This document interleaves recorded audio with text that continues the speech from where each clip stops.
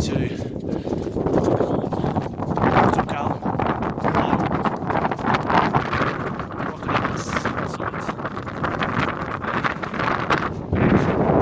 Behind us. Local cafe. Sorry. Local restaurant where we had some lunch. A nice tagine.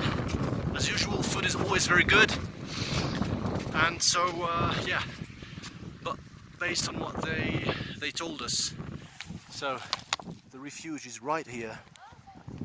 Right here. We're about 3/4 of an hour far from the refuge, but the local guides, have been telling us that the weather conditions might not allow us tomorrow to go for the top, basically. So let's hope we can do it anyways, but we'll see how it goes. See you in a bit.